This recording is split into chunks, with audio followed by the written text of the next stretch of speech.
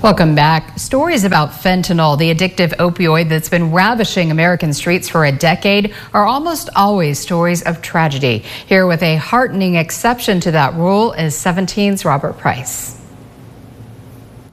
Most everyone by now should know about fentanyl, the deadly synthetic opioid that's killing thousands upon thousands of Americans every year. Well, it can also affect man's best friend.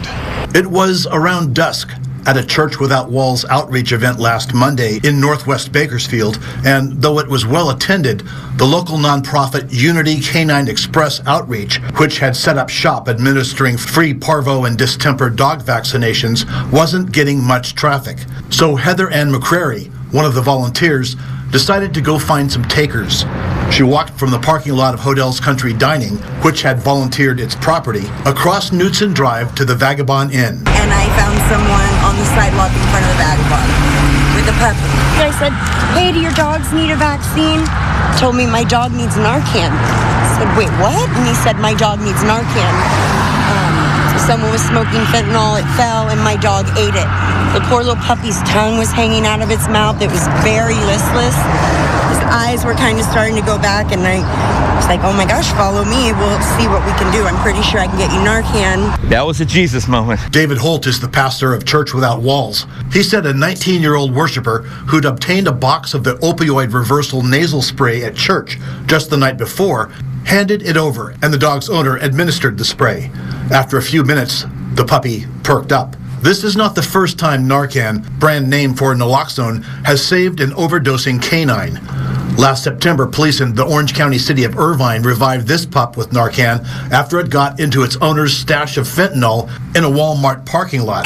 Police in Portland reported 3 canine fentanyl exposure cases at about that same time. Many law enforcement agencies around the country publish instructions for reviving police canines that may have been exposed. Reviving a dog that's been trained to attack criminal suspects poses an entirely different kind of challenge. The Knutson Drive incident is just more validation that the Hodell's parking lot is an ideal place to stage such an event, even if Vagabond Inn management doesn't think so. About halfway through Monday's event, they called in a noise complaint. And the sheriff came out and saw that he said, "Well, I figured this was a Jesus thing," so he just let us continue. A representative of the Vagabond told 17 News off camera that the event at Hodell's was loud and was attracting an undesirable element.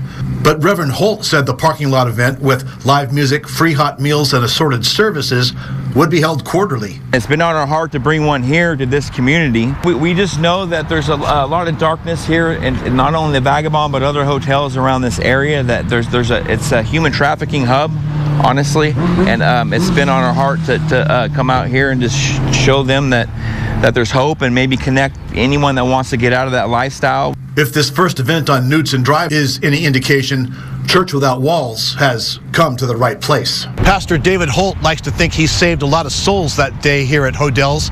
Turns out also at least one furry soul was saved. At Hodell's, Robert Price, 17 News.